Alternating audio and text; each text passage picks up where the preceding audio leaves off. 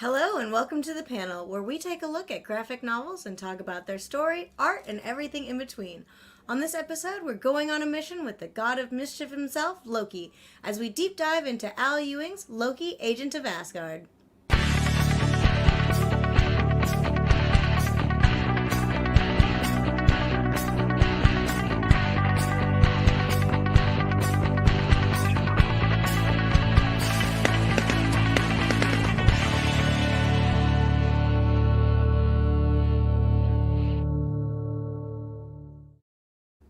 Hi everyone. So joining me today we have Sharon Rose, an immensely talented cosplayer featured on Marvel's digital series Marvel Becoming, as well as being a writer and artist. Hi Sharon. Hi, thank you for having me. Thanks for coming on. And we also have coordinator for Ocean City Comic Con, editor at PLB Comics, and freelance letterer of works including Stargate Atlantis, Hearts of Mind, James Doofendash. Hey, how are you? Doofendock, close enough. Doofendock. Oh, God. I meant to ask you that before we started, and then I was like, oh, no, we're starting. Okay. Sorry I couldn't spell it till the 6th grade. Don't feel bad. Oh, no. Well, I hope you guys are doing all right this weekend, or this week. Oh, we are. I know it's a little bit of a short week, so I'm kind of thrown off. I don't know about you guys. I've been thrown off for a year and a half. I don't even know what day it is anymore. That's very, here in central very Pennsylvania, it is raining, but we have had both 60-degree and 90-degree weather, so it's a little crazy. Okay, so just destined to get you the flu or something. Yeah. Now, Sharon, I noticed behind you that you have some of your cosplays, including your Loki cosplay, which is perfect for today. Tell us a little bit about why you chose to cosplay as Loki. Like, what inspired you? Well, I love details and I love really interesting characters, and I feel like who better to embody both of those things than Loki? I've always loved how he's looked in the comics. And specifically, I love that he has this shape-shifting quality. So I thought it would be really fantastic to bring to life his Lady Loki form. And so I did a lot of research on Norse mythology and the comics. And I also brought to life some details that you see from Tom Hiddleston's Marvel screen accurate costume, but I made it my own. So I had a lot of fun bringing it to life with foam and leather and a lot of coffee and tears. This is actually the first costume that I have used thermoplastics, and it's the first costume where I drafted my own pattern completely from scratch. So of course I would start with these interlocking woven strips because of course you do. It's the simplest thing you can do. I really love it. I feel like I become a totally different personality when I put on Loki. I'm rather introverted, actually, even though I'm on this panel talking with you awesome kids. So when I put this on, I just feel like taller and larger than life, like I can rule the entire world. You can see it even in my body language in the pictures. I don't know who that person is. It's a lot of fun. And also, bonus, my friends can find me on the convention floor very easily because those horns are ridiculous. You gotta duck under doors. Yes, it kind of like lower under doors. Now, how much do they weigh? Are they heavy? They're not too heavy. I actually have them over here. They're pretty lightweight. They're just very big. To give you perspective, my whole head can fit in the cavity of one of the horns.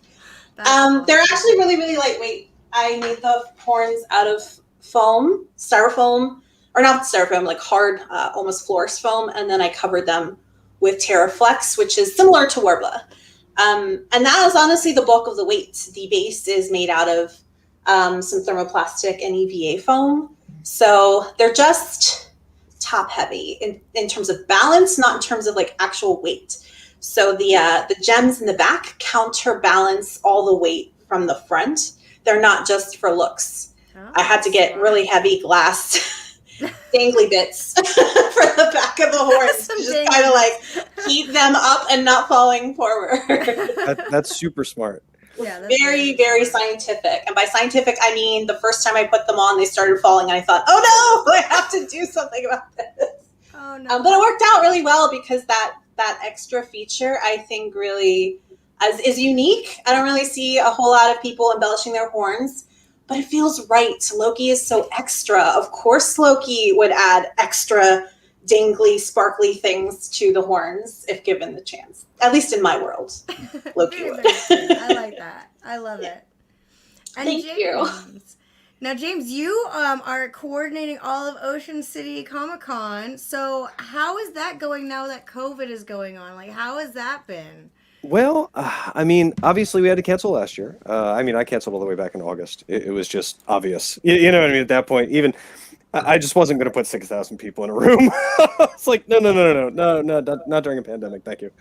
And this year, things are looking a little better, I think.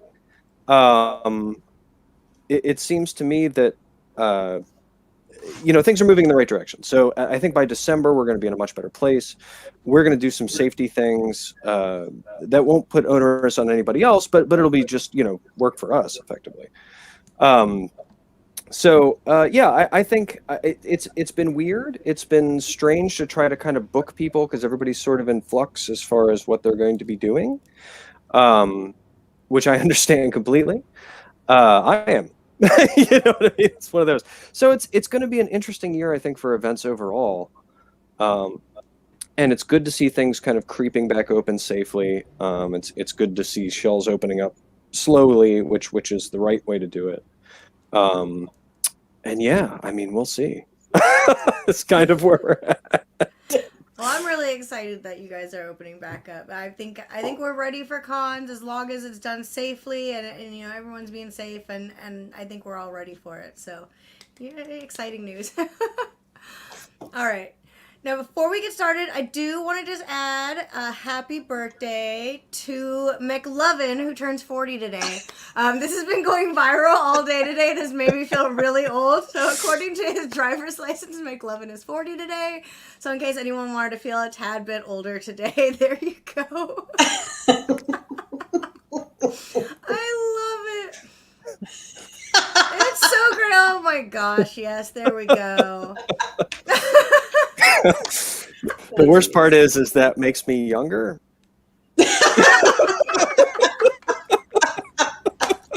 Oh my goodness. This is so good. Oh I definitely feel older.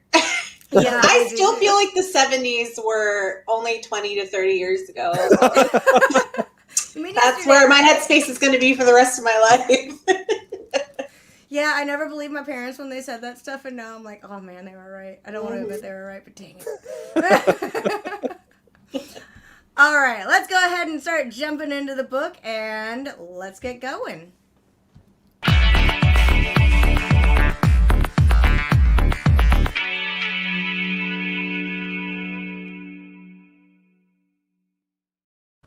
So, Loki, Agent of Asgard was written by Al Ewing, illustrated by Lee Garbett, and colored by Nolan Woodard, and published in 2014. The premise is Kid Loki is all grown up and the god of mischief is stronger, smarter, sexier, and just plain sneakier than ever before. As Asgardia's one-man secret service, he's ready to lie, cheat, steal, bluff, and snog his way through the twistiest, turniest, and most treacherous missions the All-Mother can throw at him, starting with a heart-stopping heist on Avengers Tower and the death of Thor. And that's just the beginning. All right, so quick take before we get into initial details. What did you guys think of the story? Oh, like the story overall. What did you think? Go ahead, James Jared. first. Oh, no. All right, We're going to do this the whole time. I I loved it, and not just because I love Loki. I really thought it was smart, and it was even more funny than I was expecting. So that was kind of a nice bonus, I guess. Just like when I every so many pages would snort in my living room and scare my cat. I loved it. I thought the art was fantastic and really dynamic, and the writing just was so on point. I could hear the character banter in my head. And what about you, James? I like that. I mean, I like heist stuff a lot, and I like spy stuff a lot, and so I'm like, oh, okay, well, this is my book, I guess. Because it's both of those things, and it works within those genres, but also lampoons those genres, which I think is even better because those genres are both so silly at their core that you can't make, you know what I mean, when you try to kind of really do serious stuff with them without any levity, they don't work as well as when you sort of, tweak it and make fun of it a little bit while you're actually in that genre. So I enjoyed it a lot. I think it just the writing was fantastic on it, so I enjoyed it. All right, let's go ahead and deep dive into that by going straight into the story.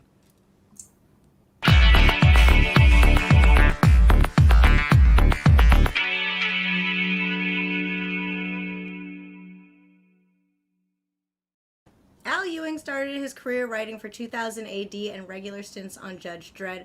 But prior to writing on Jennifer's Blood for Dynamite through Garth Ennis, he created a comedy blog, The Diary of Ralph Dibny. And since writing Mighty Avengers and Loki, Agent of Asgard, he's written New Avengers, US Avengers, Ultimates, and The Immortal Hulk. All right, now let's deep dive into the story. Now, what did you think? Let's go ahead and start with James. What did you think of the plot of the story?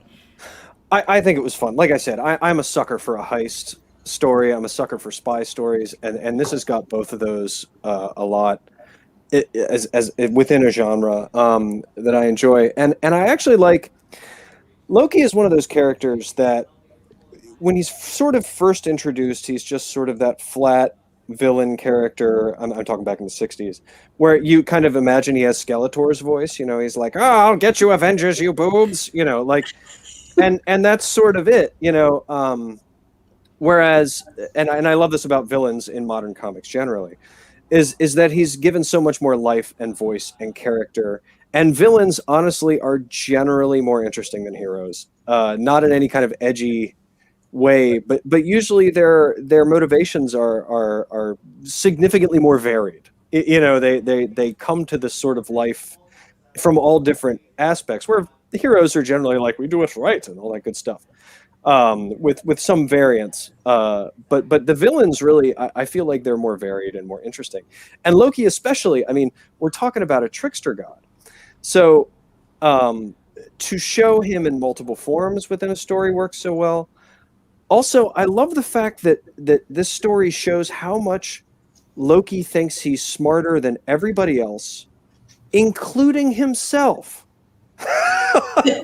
Not just everybody else, himself. He is literally tormenting himself through the story in order to show himself that he is the smartest guy in the room. And to me, that's genius. It's he's not taking pity on himself at all, his past self at all. He's like, oh no, I'm going to torment you for the funsies, and look at how fun it is that I'm tormenting you. Poke, poke, poke, poke, poke. And oh no, all that stuff you did, worthless. I'm still going to win. You know what I mean? And it's just great to watch this sort of, almost multiple personalities within Loki himself, and to show how much he sort of hates everybody, including himself. And that's what I really loved about the story, and all the sight gags and stuff in it were fantastic as well. Yeah, I loved how it really was like an interplay of like himself versus himself, like almost like a spy versus spy kind of like aspect to it. It was fantastic. What about you, Sharon? I just agree with everything you said. I think the component of diving into all the different layers of who Loki is was incredibly well done.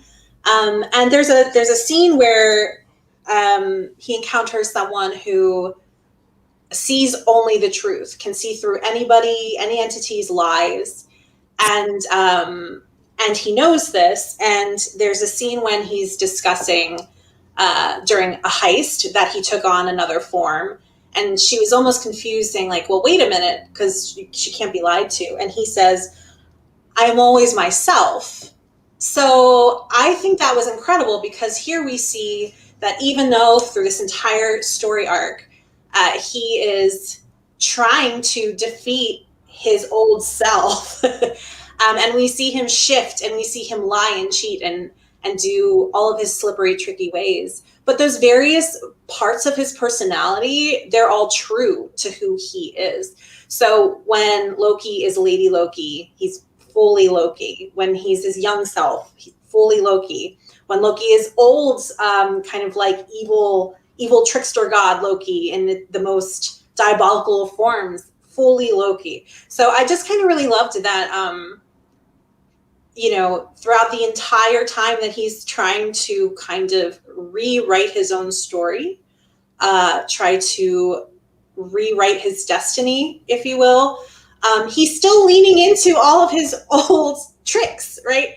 He wants to do good. He wants to kind of use his powers in a different way from what he used to.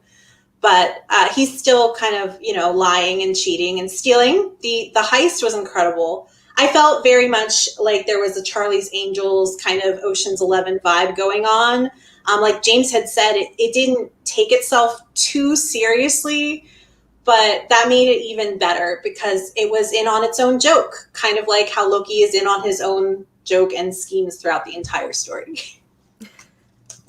Very, very true. No, I totally got that. And I feel like it was really one of like the strengths to the story is how it was just interwoven and whatnot. Now, did you have a particular strongest aspect for you of what the story brought out? For me, let's see. I feel like book club. I literally posted. Let's say you're very scientific with it. I know, right? I'm like super serious. I feel like Hermione Granger with all my Post-it notes. I think what was really fun is even though we got to see a lot of the lore and history, we did spend a lot of time in modern day. And the very first time that Loki enters the tower, he says, "Hello, the Avengers."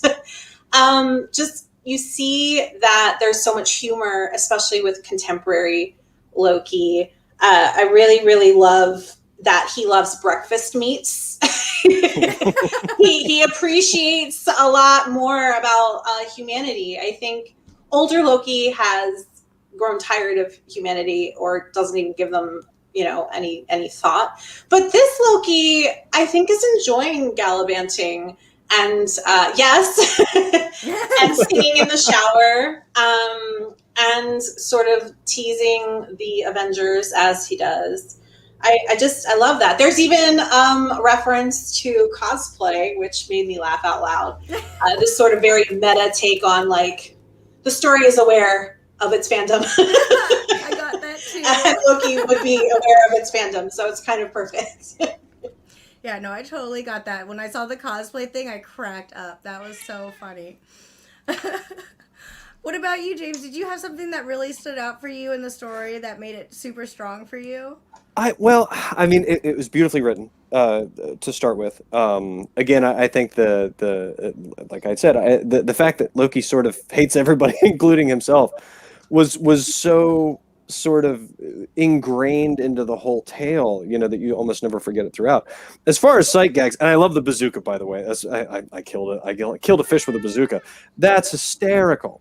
And then like the sight gag on the plane where the guy's reading an article about how there's something on the wing is has become a trope, and you see them on the wing, and then just if you look down, there's the guy saying, "Hey, stewardess, there's something on the wing." He's actually reading an article about how that's a movie trope and it's overused, and I thought that was really funny. Yeah, it's like the next panel, you see the guy and he's holding his tablet. I think it's the title page actually for that issue within the trade. But yeah, I really enjoyed the sight gags. I really enjoyed just the comedy aspect of it. Again, they're funny books. They should be funny. Which is always sort of my take on comic books generally is just please don't take them too seriously. They're not meant to be taken that seriously for the most part. Yeah. So. No, and I think that's a credit to the writing because as you guys were both saying earlier about how you can really tell the personalities of each character. Each character speaks differently, which is, I think, something that is really difficult to do within comics is to give each and every single character a personality through the way that they talk. And it was just beautifully done in this. I actually, from a lettering standpoint, and I'm going to jump into that for a minute. uh, part of that really is the lettering too, and it's something you don't notice, which means it's good lettering because you didn't notice it. But especially with Asgardians generally, that can devolve into a ransom note pretty quickly, meaning everybody's got their own font and different color and everything else, and it becomes clunky on the page and everything. And you see this. However, I'm going to say that Cowles did a beautiful job on this. He was able to sort of have those different fonts, have the Asgardian font, which is a specific thing, and then have us mere mortals down here on Midgard have our own font and everything else, and do colors and everything else without it being distracting. I can think, and that helps to give everybody their own voice in your mind without really having to tell you that. You automatically translate that as a reader into them having a separate voice from somebody else with a different font face. And that's always a really cool thing to see. And as I say, sometimes that can get out of hand. I remember a run on Fantastic Four where they decided everybody was going to have like their own speech bubble, and like Johnny's were on fire and Ben's were all rocky, and Sue's were like half opacity, and it got really like distracting on the page, because it was sort of pulling away from the art because it was just so upfront, and it shouldn't have been. So I think part of that vocalization of characters, I think, is credit to the letterer as well. Oh yeah, definitely. I noticed that about the letter boxes. That was really cool. I didn't know about the Fantastic Four thing. That's really neat. But yeah, oh my god, that would make my like eyes go crazy on a page. All right, now did either of you have like a favorite line? I know, Sharon, you were saying something before, which is why I bring it up. I have a few. So Clint says, "You sure this is Loki? He looks kind of One Direction-y." And I just lost it. Just very, very funny.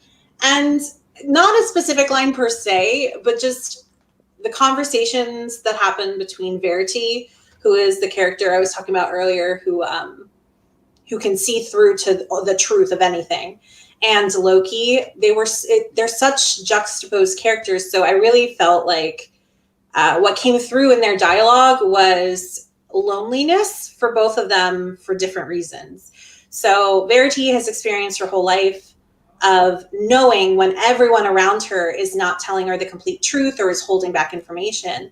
And so she doesn't trust anyone. And Loki has spent his entire life only knowing how to trick and deceive everyone. And therefore, no one trusts him. So he's lonely. And so I thought it was a really interesting way that those two came together.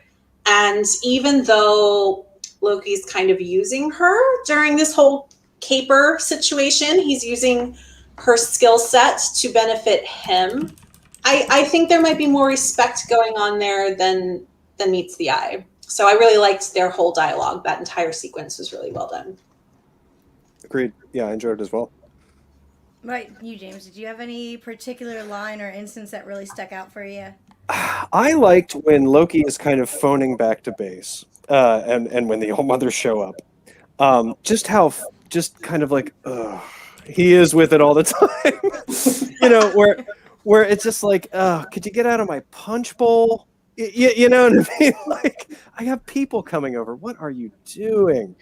And he's just sort of, he's grudgingly doing this. Yes, he's doing this because he wants to erase past sins. Yes, he wants to do this. But yes, look, he's got a people over in 5 minutes. Could you speed this up? And just his resignation with this, where it's just like, I guess this is what we're doing now.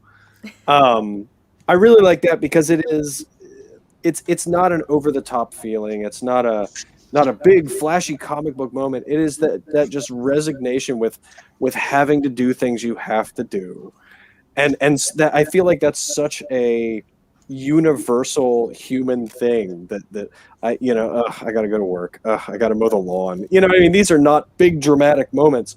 And I feel like that sometimes those smaller, just human moments don't get portrayed as much as in comic books, so they don't feel as real, and just throwing a few of those seconds in there really brings that character back and says, hey, this I mean, Loki's not human, but you know what I mean? Like this is somebody who eats. This is someone who gets up in the morning. This is somebody who does these things and makes them significantly more relatable than watching them shoot lightning bolts out of a hammer. You know what I mean? Like, or turn into a fish to trick Thor or whatever. So yeah, that's what I liked. I like the quiet moments in the book. Yeah, you get that real reality sense. All right, because we can't talk about the story and everything, as James was mentioning, without talking about the lettering and the artwork. So let's go ahead and move on to the artwork next.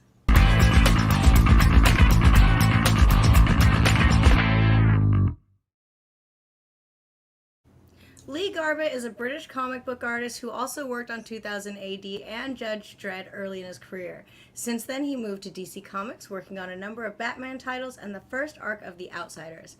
And for Marvel, he drew a 3-part crossover for Marvel titled Identity Wars, featuring Spider-Man, Hulk, and Deadpool.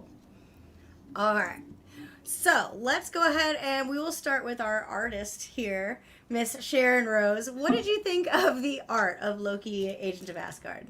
I loved it. It's really expressive, and by that I mean I felt like there's really fantastic movement throughout the panels.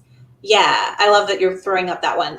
Because it shows the use of color as well. You had just a really incredible use of moments where the entire page felt hot or felt cold, and I know a lot of that has to do with the coloring as well.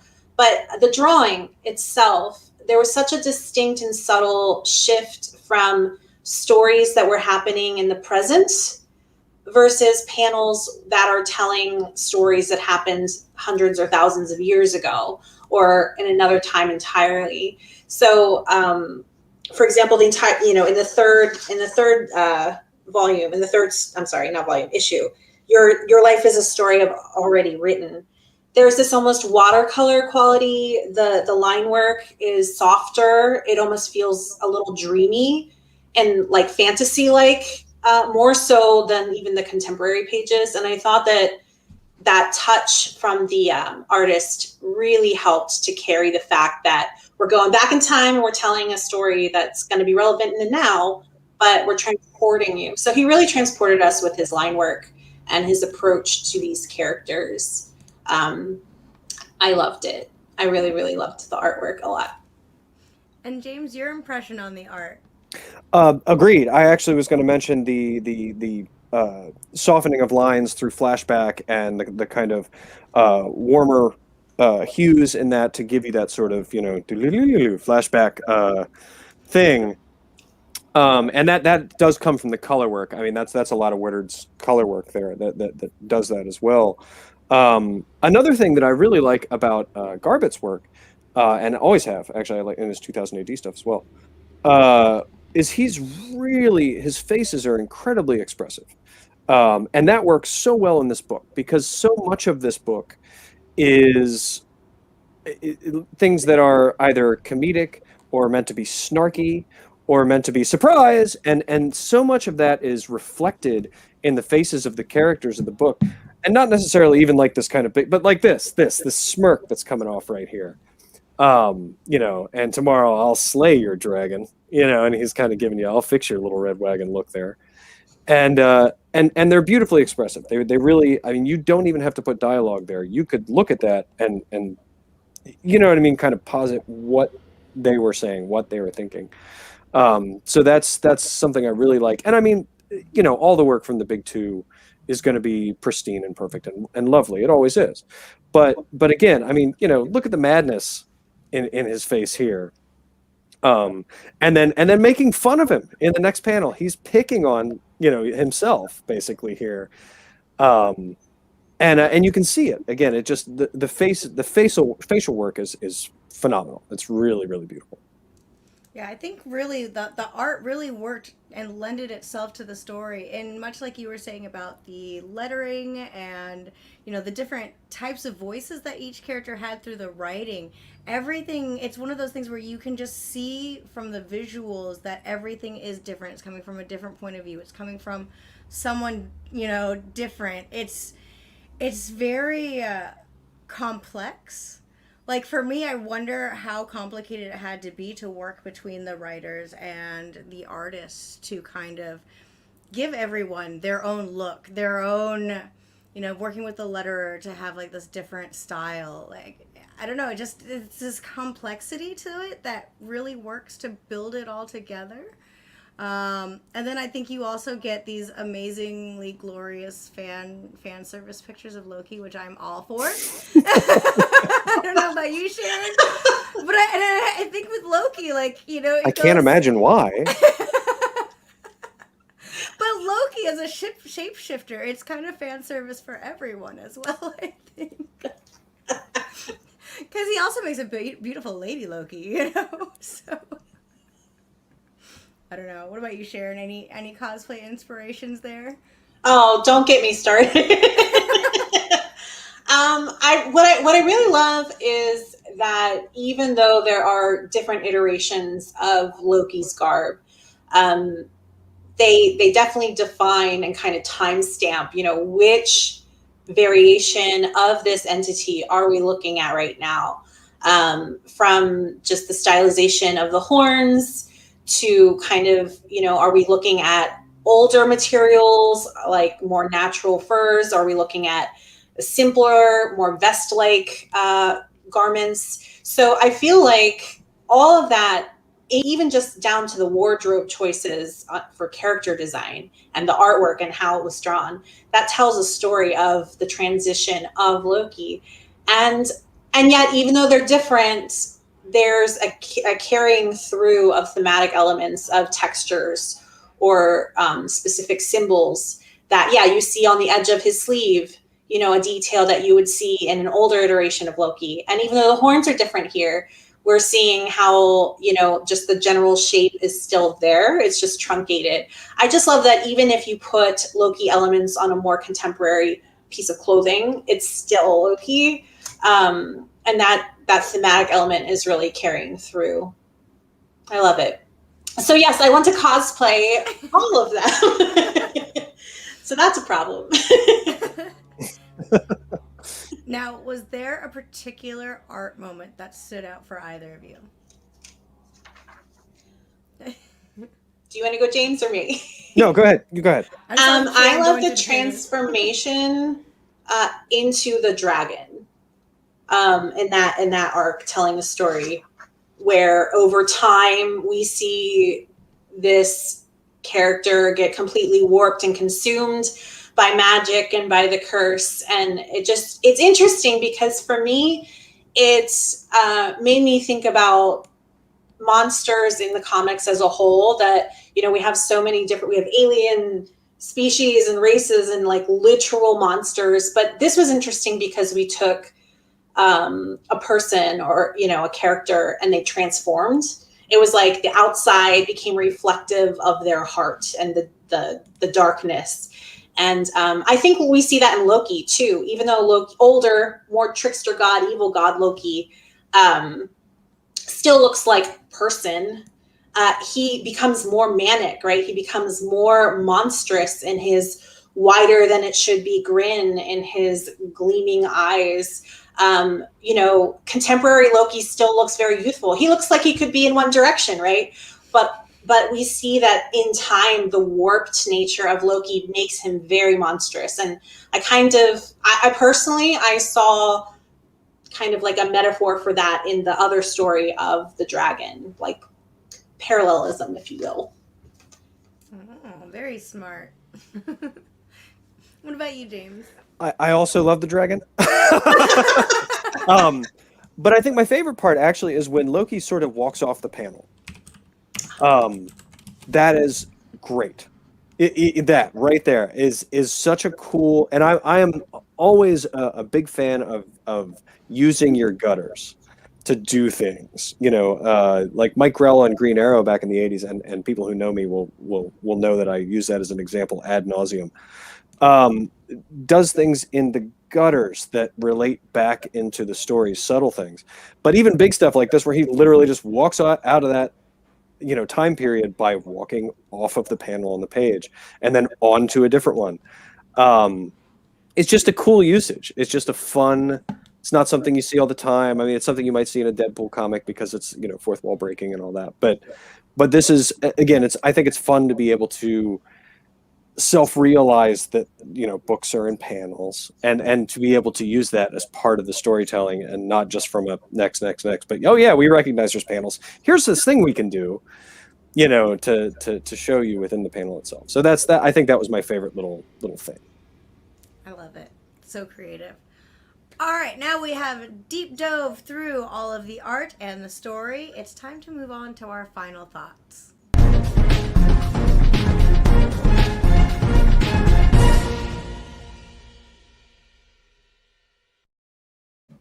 My big takeaway from this is that it literally felt like watching a movie, but I was reading it, because I could just see everything in my head so vividly, and everything was just so, everyone was so different and unique, and they all had their characters. I don't know, this is one of those comics that really, to me, played out as a movie in my head as I was reading it. And that, to me, is when I really get gripped on a comic, is where it just feels like it's this whole big story, bigger than just what's on the page. So for me, that was my big takeaway on this one. What about you, James? I liked it because it does show all these different sides to Loki within one book. He's not just one thing ever. The nature of a trickster god is that he's transitory, is that he is fluid in so many different ways, and this book really helps to illustrate that. It shows the cruel, kind of cackling, dolt, idiot, moron kind of Loki that we're used to. That one right there. But it also shows the one that's kind of striving for acceptance a little bit. He wants to be with the rest of the pantheon. He wants to be respected. He is jealous of Thor, and not just for jealousy's sake. He wants some of that. And it shows him as a little bit as a loving brother. Let's go have a beer with Thor. Yeah, we hate each other most of the time. Here's another beer. Also, Thor in an AHA t-shirt. Beautiful. As a new wave fan, I was like, literally, did what was on the shirt. But no, I enjoyed it. And again, as the secret agent thing, it's perfect. Who else should be a secret agent for Asgardia? Who? You know what I mean? Like Loki, the trickster god. Yeah, that's probably a good one. But also showing that he is never truly in it for anybody else but him. At the end of the day, sure, he might be helping this week, but only because it's good for him. You know what I mean? It's Loki never really comes out as evil, but sort of true neutral. He's just like, yeah, I'll do whatever I need to do to make Loki come out on top at the end of this. And if that means being a hero this week, well, that's what it means. And that's what I've always liked about him, and especially in the last couple of decades, what they've done with him, is that he'll be anything he wants to be, and he'll help you, maybe, or he won't, maybe, and that's sort of what the book came through for me, and I enjoyed it immensely. I love that. That's a great summation. What about you, Sharon? I think what I love the most about this is, even though we encountered the Avengers, this was very much Loki's story.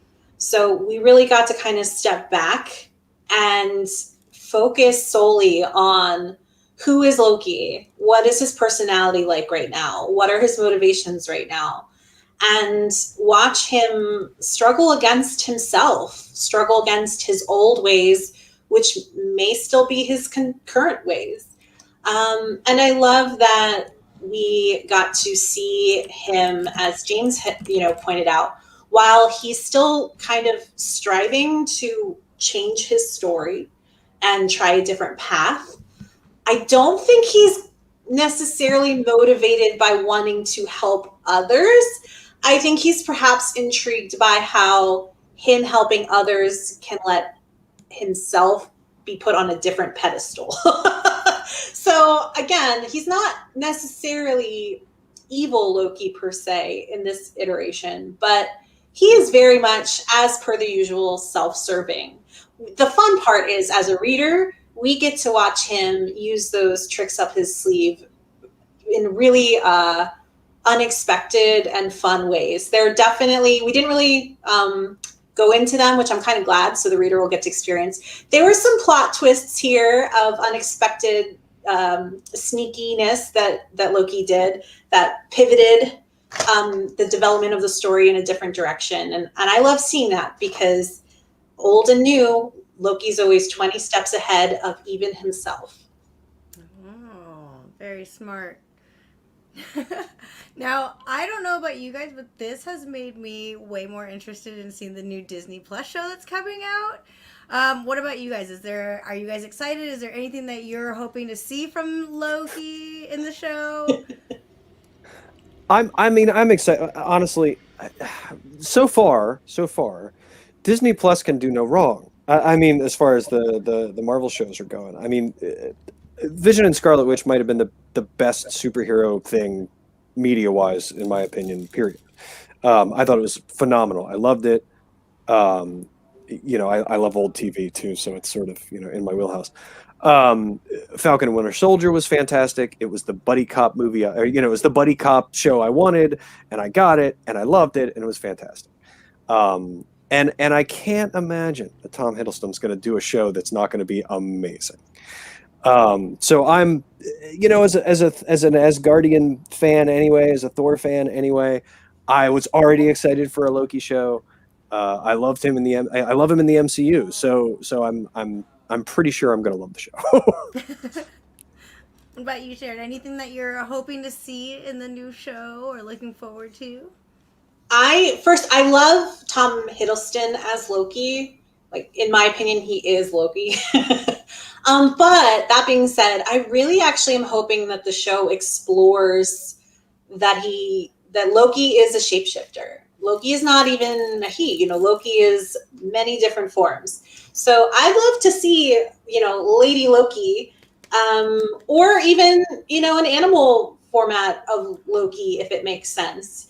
And yeah, I'm kind of interested in seeing how Loki connects all the dots of what was happening behind the scenes. It'll be very interesting to see how the show ties to some of the other shows and movies that have happened or are on the horizon. So I can't wait to connect all those dots like a conspiracy theorist with my wall of yarn and string. The multiverse makes that so much easier. Oh, it's not that Loki. If Loki was an animal, though, what would he be? I'm sorry, what? If Loki was an animal, what would he be? Well, there's already some in Norse mythology. He does turn into a fish to fool Thor. That was the reference from earlier. But yeah, he's actually turned into a bunch of stuff in Norse mythology, and I think in the comics too. Sharon, I cut you off. You were going to say something. What? Yeah, no, I was just going to say basically what you were going to say. And a fox, I don't know. Yeah. I feel like Loki should be sly as a fox because Loki's sly as a fox. Or a weasel. Yeah, or a weasel. Oh. He is weasel. Oh, those are some good choices. Yeah. Now, I did ask you both to do a little bit of homework, and that was to come up with some suggested readings. If someone liked this storyline, what should they try next? So, homework time. James, what's your suggested reading? Okay, I have suggested reading, and I pulled books because I have giant racks of them behind me. So, as a quickie, and this is a throwback one, I'm sure you can get it in trades. Lorelei is in the story, and if you want to learn a little bit more about that character, it's Walt Simonson's created that character in this run of Thor. If you get into the 359, and her first appearance, I think, is the actual issue before this, but this was a good cover with her on it. So you can learn a little bit more about her in that era of Thor, of Walt Simonson's era of Thor. I told you I like spy and heist things, so I really enjoyed Spy Island from Image. It's available in trade. It's one collected thing.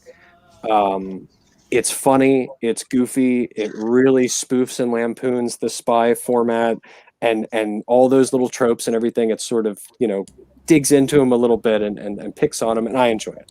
And then for the heist aspect of it, I really liked Kaiju Score from Scout. If you've watched Army of the Dead, which I'm sure a lot of the viewers have watched it already, I have. Imagine sort of that format, except with giant monsters instead of zombies. And again, this is, I think it's a 5-issue, and it is available as a collected trade now too. So those are my suggestions. Let me write this down. Wait, kaiju? What? Okay, Kaiju Score, That's Spy awesome. Island, and then if you want to know more about Lorelei, Thor in the Walt Simonson era. Great picks. And Sharon? James did far more homework than I did. All of my homework was spent post-it noting this. But I do have a recommendation, just because it felt a little nostalgic. So I love David Peterson's Mouse Guard.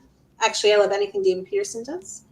And the reason I felt it connected was beautiful artwork, and it felt like, kind of lore that would span the centuries. It feels kind of like the throwback of, old Loki, many, many millennia ago, if you will. And I felt like this is similar to that. So if you love mythology, if you love animals, right? We want to see him, Loki as a weasel. But if you love animals in storytelling, I thought that this could be a really fun connection point to that. And other than that, I would just say anything Avengers related would be great, because then you get to see how the madness of Loki has affected all of these characters through time and space, literally. Those are some great choices, guys. Thank you guys so much for doing that homework. And for everyone else, this is your reminder to pick up Loki, Agent of Asgard at your local comic shop using comicshoplocator.com. Before we go, I want to ask our guests if they have anything that they would like to share, plug, let us know what's going on. Let's start with you, Sharon. All right. I love making costumes, as you can see. And if you do too, I would encourage you to check out She Prop. It is a prop making and costume forum exclusively for women, non-binary, two-spirit, and trans makers, costumers, and artists. It's a really awesome space where we can share our knowledge, encourage one another, and it's just a wonderful community. I can't tell you how much I love it. It was started by Beverly Downman of Downman Creative Studios. We have a wonderful team of admins. Everyone there is there to support one another. And as for me, if you're interested in learning how I make these, because I love to encourage others and teach other people the same techniques that I use for this, I want to encourage others that they too can do it. You can find my cosplays and foam crafting tips on Facebook, Twitter, and Instagram as @SharonRoseCosplay.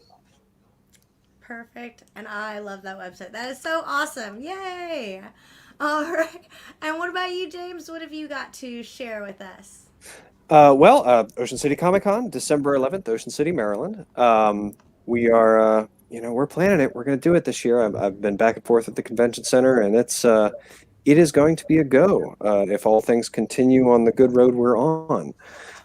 So I'm excited to be back to work on that. I feel like I've lost a year of my life. I know everyone has, and I was talking to Sharon earlier, and I've actually kind of gone gray over the past year. No one's seen me, so I'm gonna come out of hiding, and people are gonna be like, "Oh my God, what cave did you come to?" So I do look like the crazy hermit now, that I have been, quite honestly, for a year. But yeah, I'm really excited to get back into this. I'm really excited to be booking guests back up and having vendors and everything else, and talking to Sharon about it, and just having a good time. Feeling like I'm being productive again, which is if nothing else is wonderful. And then for PLB Comics, which is me and my two brothers from another mother who are actually brothers. Confusing, I know, it's all very Brady Bunch. We have John the Swamp Dude is the book that we're working on now, and that is Josh Shockley's book, and he is going to have issue 2 of that out probably by the December show. And then we will be, I guess our next show that will actually be sort of tabled at is going to be Dover Comic Con in Dover, Delaware, which is brutally hot because it's August outside on blacktop, but it's great. And it's very well attended and it's outside. So I'm going to feel pretty good about it. What are you two doing for Free Comic Book Day? Because it is August 14th this year. I know. I'm excited. I'm ready to see all the comic books that are coming out and like make sure that I can go get them by heading there super early. Get in line. And maybe go in costume this year because it's been a while and I want to get like any usage out of cosplays right now. So I'm bummed because it's the same day as Dover. Dover actually had the date before they moved Free Comic Book Day. So I'm not going to be able to get any of the free comics that I want. And there's so many good ones this year. I'm like, oh, man. So I'm like calling up all my friends with comic shops. I'm like, yo, are you getting in these? Okay, cool. Because I always want the weirdo indie ones. I'm like, I know you're only getting 5 of them or whatever. Could you pull one of them for me? And they're like, yeah, I'm not supposed to do that. I'm like, okay. You know? Thanks, friend. But I might run away from my table and dive over to the comic shop in Dover and just be like, hey, let me get my stuff. I gotta go. So we'll see. I'll probably be at my local comic shop, Comics Connection, in Mechanicsburg, Pennsylvania. They have great people, and more than anything, they have so much fun with the community. So on Free Comic Book Day, there's always a line wrapped around the store. People come in costume. It's always a good time. So I think I will put on my geek t-shirt and sneakers and rock that out. Nice. Oh, awesome. I love Free Comic Book Day. So do I. I mean, what's not to love about free comics? It's amazing. It's Nerd Christmas. It is. We usually set up with at Collector's Corner, and it's always amazing. There's like 5,000 people that show up. It's crazy, and it's cool to see like the kids picking up comics, some for the first time, and parents not having that barrier of entry. You know what I mean? Where you kind of go in, you have to figure out what you want, and then it's going to be X dollars or whatever. But the kid can kind of just look and just grab whatever. You know what I mean? It's awesome to see. People kind of getting indoctrinated into comicdom that don't normally show up for that sort of thing, and that's I think my favorite part of Free Comic Book Day. Sorry, I'm way off topic with this. Oh, no, that's great. I mean, honestly, it's all about like meeting people in the community too. Like, I swear I've met some really cool friends from Free Comic Day and like being in line and like talking about the comics that we got. So I don't know, it just brings the whole geek community together. I'm excited. Yep. All right. Oh, we have a comment from the audience. From Karina, we have, Sharon, your costumes are amazing. Oh, thank you, Karina. You're very sweet. And Brian Spencer Cosplay saying, hi, James, nice collection. Thank you. It is an illness. Troy, James's room is like the inside of my head. You should see the other side. It's worse. So that's like the left side and the right side of the brain. Yeah, this is the neat side, believe it or not. I love it. Oh, I love that. Oh, you guys have been really fun. And so has our audience. And those of you in the audience, if you have a graphic novel that you'd like for us to talk about, leave a comment below and your choice could be picked for a future episode. I want to thank our guests for joining us today. You guys made everything so much fun. Thank you so much. Really appreciate it. Thank you so much for having us. Yeah. Of course. Thank you. Everyone watching, make sure that you go follow them. And this is your reminder to also follow us at previewsworld.com, Previews World on Facebook, YouTube, and Twitch. And also make sure to follow Free Comic Book Day so you can stay in the know of what's going to be available, what's happening, and your comicshoplocator.com, which will tell you where you can go for Free Comic Book Day. It's all connected, guys. So you want to follow them all to make sure you don't miss out on anything. So thank you guys so much for joining us today. It was a great talk. Remember that heroes are a dime a dozen, but comic fans are priceless, and we'll see you here next time.